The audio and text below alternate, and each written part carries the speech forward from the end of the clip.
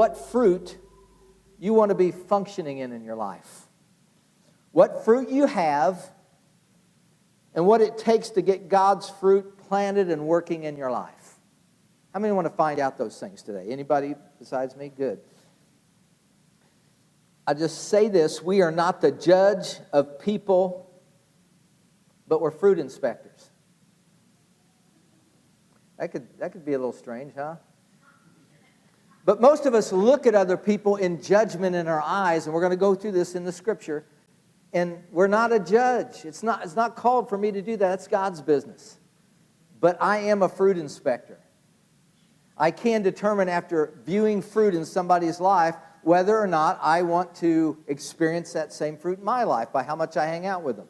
The second part of this, your treasures in earthen vessels. Somebody say this with me. I am a treasure in an earthen vessel. And what that means is we're crackpots, right? But there's treasures God put in earthen vessels so He can get the glory. The second part of that is our job is to draw it out of others when we've been given the chance. So it's easy to be critical. It's easy to look at fruit that's in people's lives and judge them for it. But God's saying here that we are to draw it out of them, the treasures that are on the inside of them.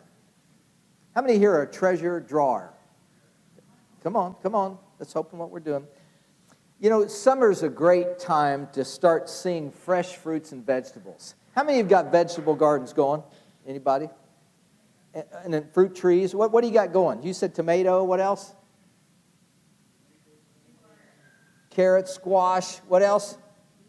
Beets. How many are beet eaters? Come on. Turnips. Snap peas. So we like fresh vegetables, right? We like what we're planting. This is that time of the year. So what are you planting? And we know that planting, according to Mark chapter 4, the soil represented 4 types of hearts.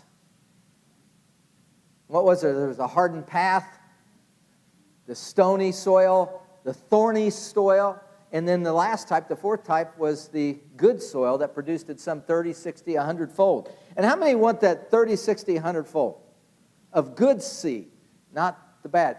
And the only difference we see here in this 30, 60, 100-fold and how we see this happening is it was the absence of the other things. The absence of the hardening, the absence of the thorns, the absence of the rocks. And that says you and I need to do some cultivating. Anybody else besides me have to deal with their heart? Stuff gets in. We pick up stuff. Thorny things happen.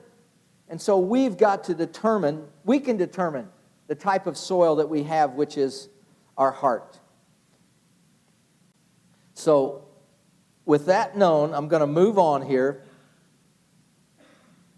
Seeds are drifting in the air every day and night. How many know that's true? I mean, if you could just look and see pollen and see seeds going, it's going everywhere. Which ones in the realm of the spirit and in the natural are you picking up that are floating by? There's a lot of things that are coming our way, and we've got to look at that fruit and decide, do I want that in my life? Now, I'm just going to do a little example. How many know what these babies are?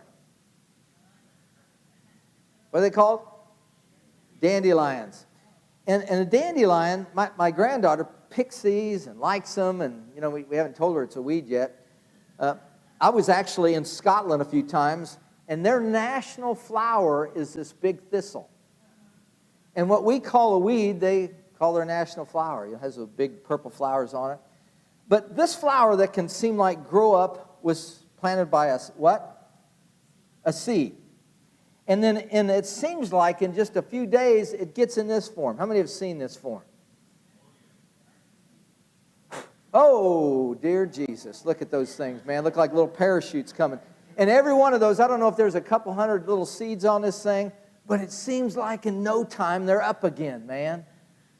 And you try to mow them over and you just make it worse, and you have to spray them 3 or 4 times.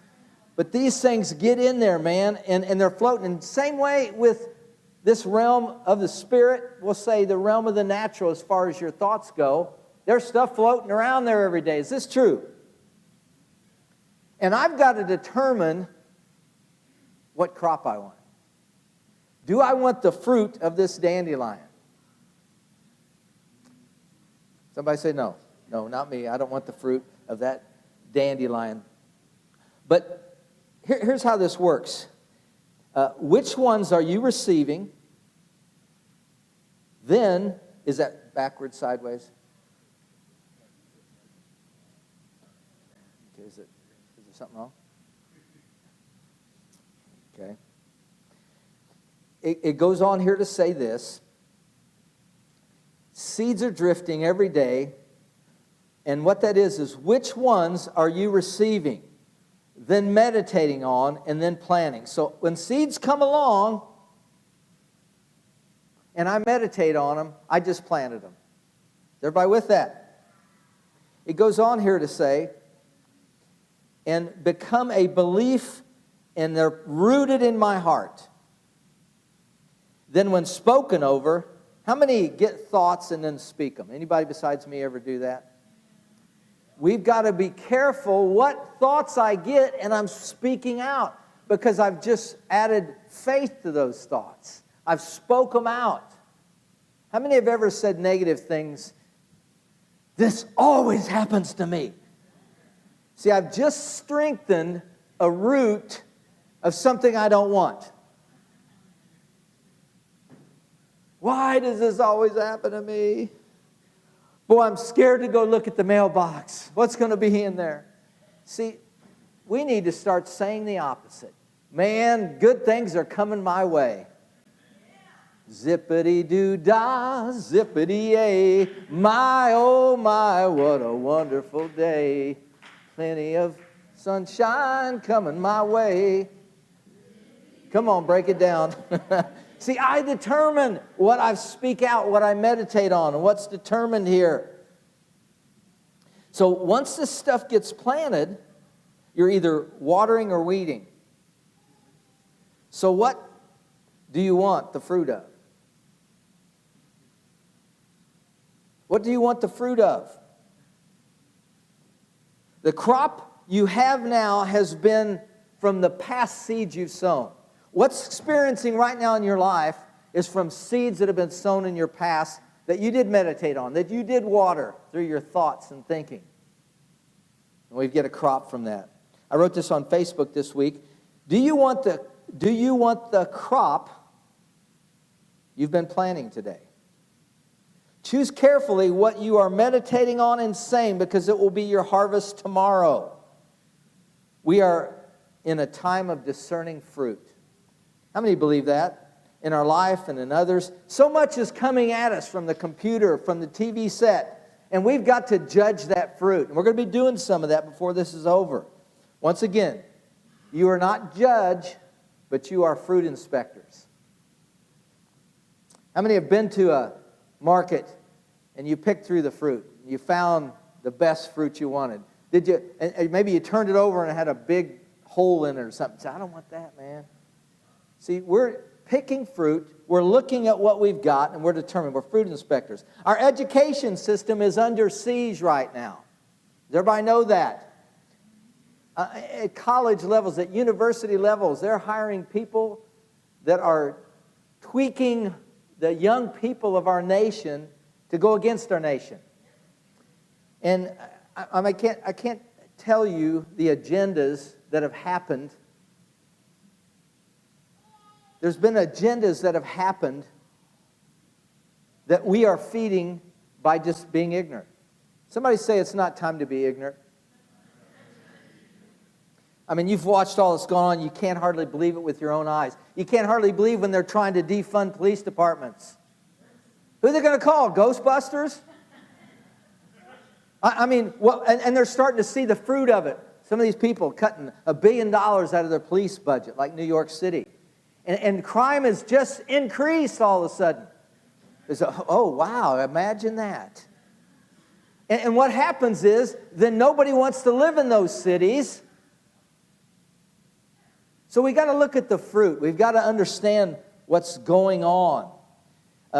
We've got to say, if I've got a child in this school, I want to know what they're teaching them. Got a friend that's a pastor in the Illinois area, and he looked at some of their things, and they're going to have a full LBT agenda in those Illinois schools, is what he's found out. And they're going to show, everything. Everything. This is how you do it. See, and if I knew that about my school, I'd be screaming at the PTA meetings. I'd be there in front and center. So that's what we got to do. We got to find out what's happening and say, those seeds will not be planted in my neighborhood. Come on. How many remember the Jews in Nazi Germany? You know, the people that were Jews, they heard Hitler say the things he was saying, but they all said, surely not. He doesn't really mean that.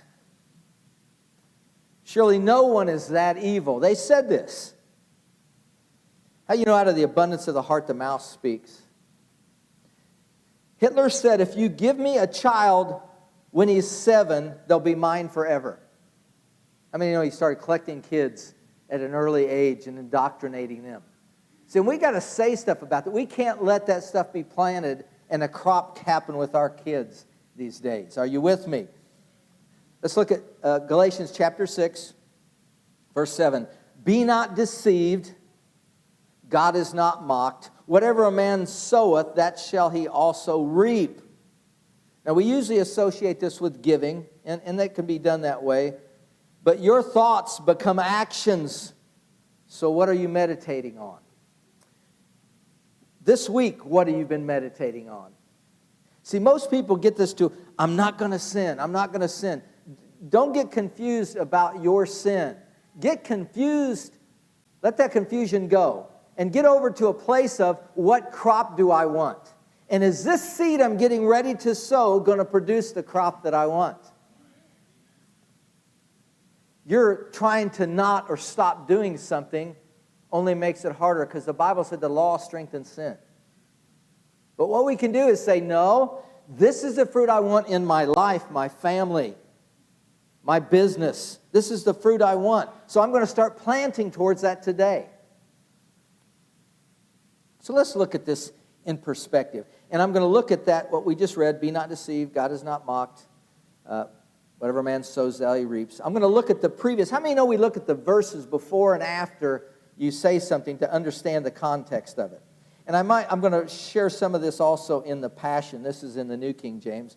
But it says here, brethren, if a man is overtaken in any trespass, you who are spiritual, restore such a one in a spirit of gentleness, considering yourself, lest you also be tempted. Let's look at that in the TPT, the Passion. My beloved friends, if you see a believer who is overtaken in a fault, may the one who overflows with the Spirit seek to restore him, win him over with gentle words, which will open his heart to you, and you'll keep him from exalting yourself over him. Now, I want to say something to you. How many know the heart of what God's trying to do is help people? People stumble. Have you run across many people that haven't stumbled? Somebody stumbles sometime in their life. And if I become the judge and jury of that person, I'm setting myself up to be judged also. Remember? So if I'm sowing judgment into look what they did, I then become sowing a seed into being judged myself. Are you with me? So I want to do what this is saying here. I want to restore such a one in a spirit of gentleness. How would you like, if you really messed up, would you like people to treat you? See, we can always judge, and this person did that. But if you get to that place where, how would I like to be treated in this same scenario? See, you start sowing good seed towards them, because you know if you ever mess up,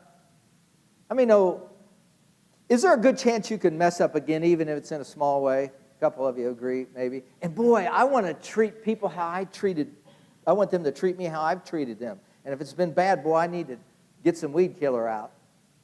Start killing those old ways that I did things. Bear one another's burdens, and so fulfill the law of Christ. For if anyone thinks himself to be something, when he's nothing, he deceives himself. But each one examine his own work, and then he will have rejoicing in himself alone and not in another. How many know we need to examine ourselves? God, is there an area here I need to deal with? See, sometimes we see others and we judge them because we think that helps us feel better about ourselves. I don't do that sin. How many know you're blind to what you're guilty of? So we're talking about sowing seed here. Goes on to say 5, for each one shall bear his own load. I want to see what it says. Number 5. Every believer is ultimately responsible for his or her own conscience. How many know I can't blame people for what I do for my conscience? I've got to take responsibility and say, God, how can I deal with this? How can I help here? How can you help me? Now I want to read this next part, verse 6. Let him who is taught the word share all good things with him who teaches. The Passion says there, and those who are taught the word must share all good things with their teacher. A sharing of wealth takes place between them. If there's somebody that's ministering in my life, I want to sow a seed and bless them. Are you with me? Because what you've done, we're getting a process. You know, I've got people that have sown into my life. Dave Duell sowed into my life. I get to operate and give some miracles because of the seeds he's sown in my life. Andrew Womack. I work with Andrew Womack Ministries, man. I want to bless them. I want to see them prosper. Just recently, the county came in and said they had a shutdown order. You can only have 175 people in here. I believe that's what they said. And they had 1,000 in there. Andrew made the decision. We've been patient. We've been working with you. But you are coming against our constitutional right of gathering and worshiping God. And so they kept meeting. They're having them right now. They has to get attorneys involved in this thing. But I want to sow into those guys' life that sowed into my life and help them in any way I can. And then that's fruit for when something comes along my way, I've got people sowing into my life. How many are getting this? I can remember a person telling me, Dave Duell, he'd give away cars, he'd give away watches. And I remember he had this one car that had one windshield wiper that didn't work. And maybe, was it the heater that didn't work? And he gave this car to somebody, being a blessing. But then he got somebody, gave him a car, and those same things were wrong with it. So next time, if something was like that, he got it fixed before he gave it to somebody because he learned that lesson. Amen? So when you're thinking about it, man, do I want to go in here and find the worst thing in my closet to give to somebody, or do I want to bless them? Because what you're doing is sowing into the future. Are you with me? It says, make no mistake about it, God will never be mocked. For what you plant will always be the very thing you harvest. The harvest you reap reveals the seed that was planted. If you plant corrupt seeds of self-life into your natural realm, I'm reading out of the Passion, you can expect to experience a harvest of corruption. If you plant good seeds of spirit life, you will reap the beautiful fruits that grow from the everlasting life of the Spirit. Don't allow yourselves to be weary or disheartened in planting good seeds, for the season of reaping, the wonderful harvest you've planted, is coming. I want you to get that. Sometimes, I can tell you, we've been part of this church a long time. We started many years ago. I think it was 26 we just had in March, and then we had a home group 10 years before that. And I just want to say there were seasons in there that got hard. Anybody with me? Things that you wondered how you were going to pay the bills. Things that you wondered how you could go on after certain things happen. But don't give up. Somebody say, don't give up with me. Because I've got a harvest coming like I've never seen before. I got to watch God take care of us through a time when they shut the church down for about 2 months, 2.5 months. I watched God be faithful. I watched God, and He seems to always do it differently than I think it's going to happen. How many have ever tried to figure out how God was going to do it and you were wrong? But I'm telling you now, fruit is coming, and I've got a harvest, so I'm not going to get weary in doing good and blessing others, and helping people, and sowing towards them. Jesus warns of pretenders, false prophets. See, we are seeing right now the fruit of what's been sowed in our government. God is drawing them out through this, what's going on here. All the people that were liberal left in the cities, man, that's being exposed big time. These cities are going to have bigger problems than you can even imagine because of the people that have run them. People tried to shut everybody's business down, and if somebody would have rolled over, like if our president would just have rolled over and said, yeah, whatever you guys say, they'd have shut our economy down. Do you see that? And so what we've got to be able to do is judge and see the fruit. What will the fruit of what's happened there produce? Quietness, church. See, it was a result of seed planted some time ago. Now it's showing up. See, that's now showing up fruit in fear brought to the surface. You know, we're starting to see people freak out a little bit. And let me say this to you. I'm using wisdom in this time. I'm not just spending everything I got. Oh, God's going to take care of me. I'm using wisdom in this time. But that wisdom must never cross over to a place of fear. Are you hearing me? We make wise decisions. God is going to take care of us better than we've ever been taken care of. But I want to use wisdom, not let fear have any place there. Come on. Let me ask you this. When we start looking at fruit, we start looking at these government officials, let's say. We start looking at the Word, and I'm not going to judge their hearts. But what is the fruit of the people you want representing you to look like? We're going to elect people from all the way down to, people that run our schools. We're going to elect congressmen, senators, presidents. We're going to elect mayors. So what is the fruit you would like to see those people operating into? Just come on, tell me. Wisdom, what?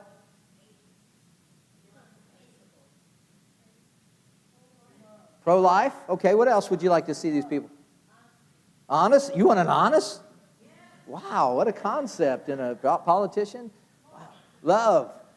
Okay, so I want to look for those things in these things. I want to get in the Bible. The people that started our nation, the early founders, the people that wrote the Constitution, they prayed before their sessions. What a concept, right?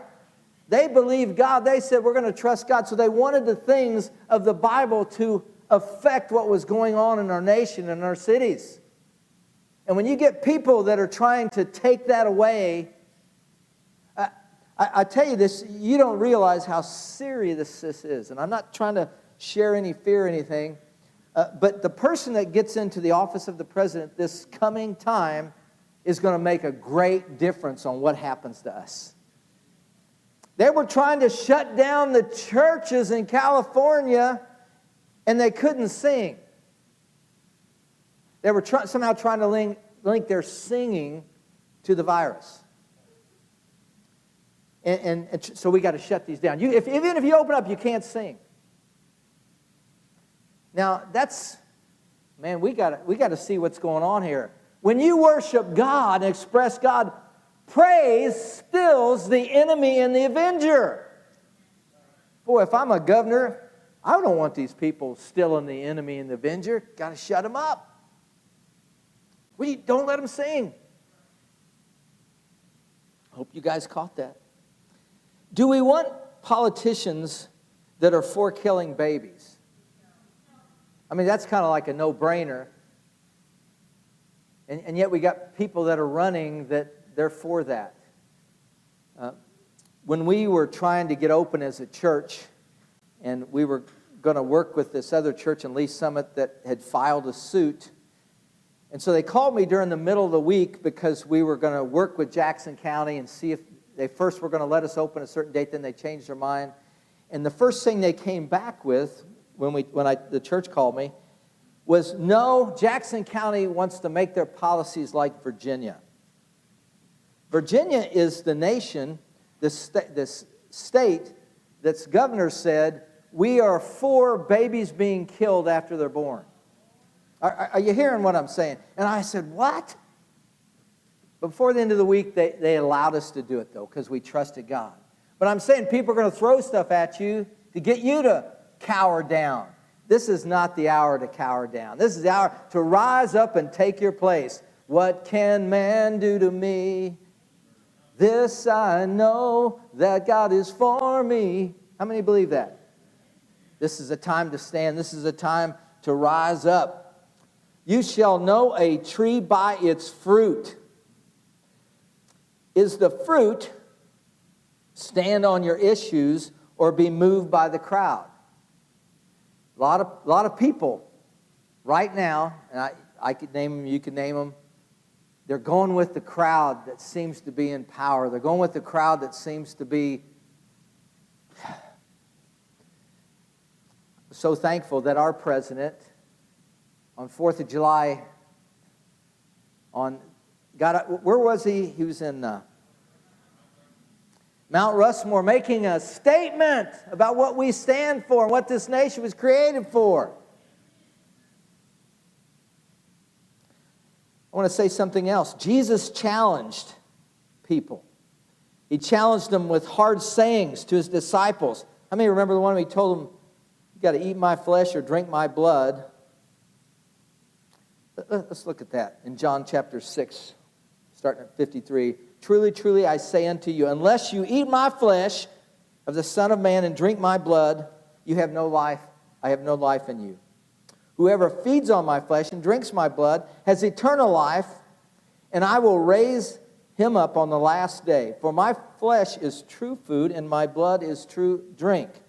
Now, you say this to unspiritual people, what happens? What is wrong with this guy? I mean, I imagine what the disciples are thinking. They're hearing Jesus say this, and they're like, the Jesus for King campaign just evaporated. The people walked away shaking their heads. This crazy man wants us to eat his flesh. They completely misunderstood what Jesus was saying. See, Jesus was looking for their fruit of believing. Jesus was wanting to get them to bring them into the spiritual aspect of what he was saying. How many know that Jesus hid his word like he did in the parables? He taught in parables. He hid his word for his children, not from them. And so if you were outside being one of his children, you're not going to get it. You know, when I got to be careful how much I say this, but when I see the president doing stuff that appears to be, what did you say that for? We heard a few of those moments, and next thing you know, somehow God covers him, and it looked like he should have said that time. And I'm saying to you, we've got to be spiritually discerning in these last days. You have to pay attention to what's going on. You can't go with the crowd.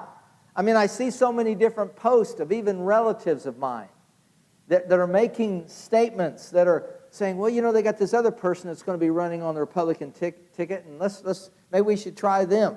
People don't realize what's going on. How many heard of Kanye West? Now, supposedly, he's going to run. He got saved maybe a little less than a year ago, and he's doing concerts. And people are getting saved. Thank God for that, man. I bless the brother. I thank you for doing that. But is this a guy that you want to represent the world from this nation? That knows nothing about politics, probably. The Bible warns of putting someone immature in too quickly. Now, I don't know what's going on, the political stunt that's happening. I'm saying to you, let's stick with the Word. Let's see what we're looking at here before we make these statements. Matthew 7:15 warns of pretenders. You will know them by their fruits. And let me say this, it takes time for fruit to be seen, unless it's a weed, right? Beware of false prophets who come in sheep's clothing, but inwardly they are ravenous wolves. 15 of Passion says, constantly be on guard of phony prophets. They come disguised as lambs, appearing to be genuine, but on the inside they're like ravenous wolves. 16, it says here, you will know them by their fruits. Do men gather grapes and thorn bushes or figs from thistles? Even so, every good tree bears what kind of fruit? Good fruit. But a bad tree bears... Okay, now, let me see this again. A good tree bears, and a bad tree, bad fruit. Can you see that guy in the lamb's clothing there, man? I mean, it looks like he's almost got it working now a little bit there, man. Hey, man, that looks normal to me, right?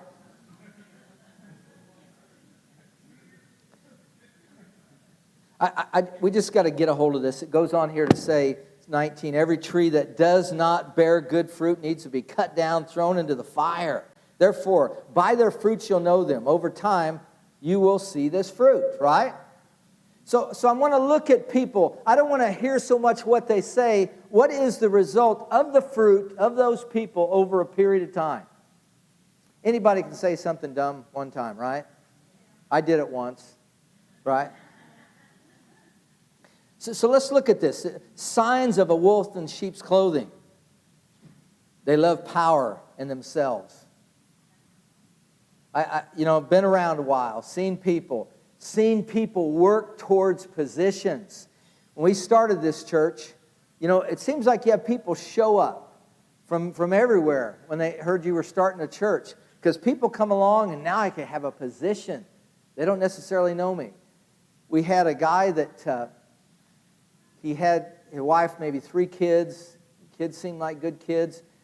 But this guy, we were picking up our curriculum for our children. This guy was going to drive all the way down to Tulsa and pick it up. He didn't have heat in his car. His whole family was going to ride with him. I said, dude, you don't have to do that. We could have it overnight. It can be here. He said, no, I want to do that. See, there are reasons why people want to do it, because he wanted to be over our children. I can't tell you how glad we are we didn't do that. And the moment we said, no, we can't have you do our children, they were out of here. They didn't last a second. Had another lady, and we were even warned about her. She had some physical problems, some mental problems, and she was excited to help. And so we tried her out for a little while, and then we started seeing the fruit of her life. Attempted suicide a lot. Things just going on that were producing negative fruit. So I say this to you, I was young then, but you got to watch people for a period of time to see the fruit coming up. Are you with me? Does that make sense? Signs of a wolf in sheep's clothing. They refuse correction and respond to criticism with anger. You want to see if somebody's at? I remember this pastor, and I just saw it in little signs. When somebody would kind of cross him, I watched anger come out of him. Wah! And I thought, whoa, that's a little different. Later, this man was caught for indecent exposure and pulled out. And I'm not putting anybody down. I'm saying there are signs that you'll see that you'll just catch your heart. And you'll say, boy, that didn't seem right. And a little later, you'll see another sign. Okay? And do they get angry when you challenge them on something? We need to be in a place where there's certain people in our lives where I need speaking into my life. I need them to tell me, man, if I'm getting off course here, you let me know.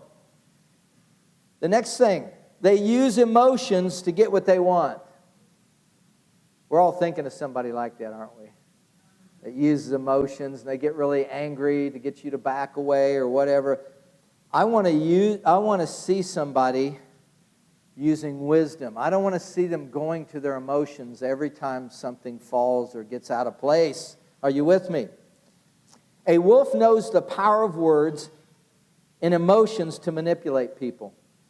They use guilt, shame, fear to keep others under their power. Now here's something I'll say to you, because I've had people come here and they were telling me about how bad their pastor was and how they tried to control them and how they did all these things. And my question was, what were you getting out of it? What were you getting out of it that you let that happen for so long and you stayed under it? Somebody slapped somebody and said, oh, that. Number 4, the fruit of the Spirit. They lack the fruit of the Spirit. What's that? Love, joy, peace, patience, kindness, goodness, and self-control. Man, don't you love those people you see that fruit just flowing out of when you're around them? I want to see fruit of the Spirit. I want to be functioning in that. Surround yourself with the believers who know and trust, that know God's Word and His Spirit.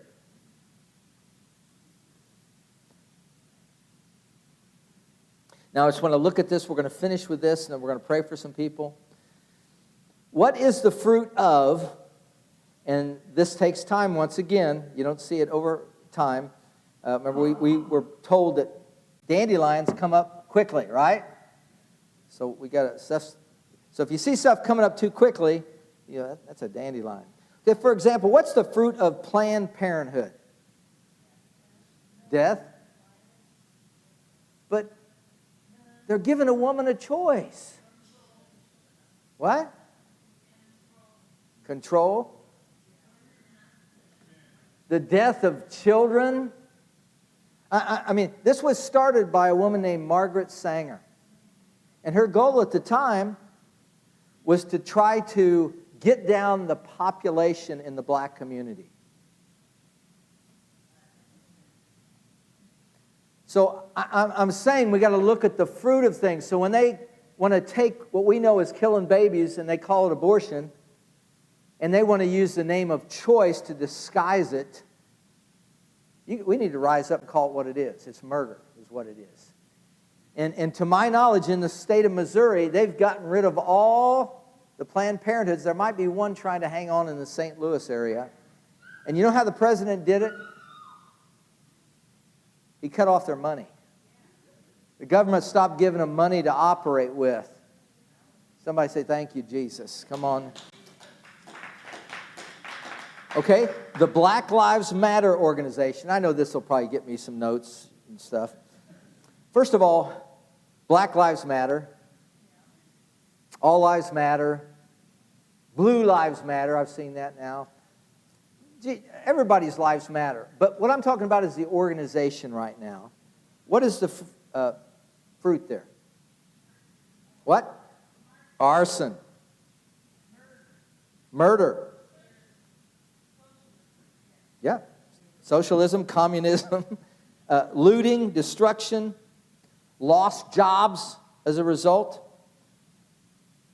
Cities have to be moved from because of the places they've been. You know, we got to look and let God work. When that fruit's in operation, it starts doing desolation, and then that desolation is exposed. But I do know this, that in the midst of all that, believers need to be there with the Word of God. You know, Rich and the team and a lot of people from Team Extreme and different places went up to Ground Zero in Minneapolis and did worship stuff. They did witnessing. And there were no cops there. And I've got a senator there that I stay in touch with pretty well. And I asked him about it. He says, yeah, we've had a tough time getting the cops to even go in there. And so in the absence of the police there, the gangs took over. And so they were getting ready to do some of their skits, and the gang leader told whoever they were working with, no, you guys can't do that. And then he saw them ministering to a few people. He came over and said, in 10 minutes, they're on. Because he saw the fruit of what this team brought to the place. He let them minister to people. What about What's the fruit of the LGBT?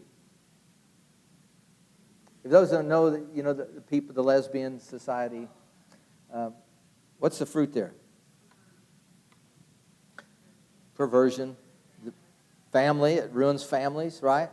And if you know enough about the homosexual lifestyle, and let me say this, we love homosexuals, but to operate in that lifestyle will ruin their lives, right? We were talking about this earlier, and there were times when we've had people that are in homosexuality come to this church. Man, how are they going to hear the word if they don't come here? People need to come into a place that's safe to hear the word so they can get free. Now, we will not let them run our children's program. We're not going to let them have the effects. If this person that came, I'd watch him, he'd be crying, the Spirit was dealing with him, but there was a time when he just walked and didn't stay connected and in it, okay? It's a choice that this person made. If this person would have brought his boyfriend and been making out in the back row, we love you, but you can't stay here and do that. So I'm trying to say, how can you walk in love with people and yet not agree with the lifestyle that we know is causing disaster in people's lives? I can't remember it, but in the homosexual community, I can't remember if they would have over 100 partners during that time that they are in that lifestyle. So we're looking at the fruit, right?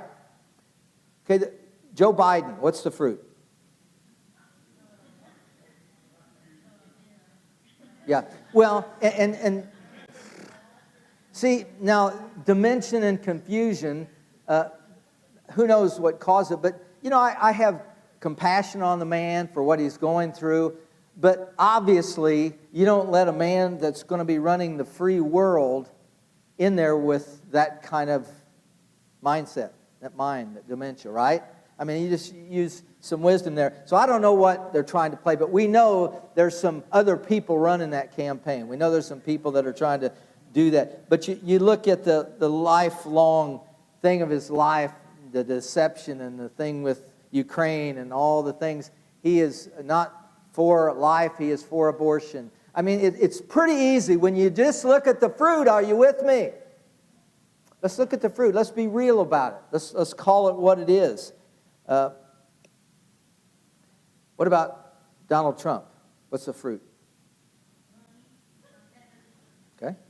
So economy boosted, capitalism, freedom, pro-life, pro-marriage.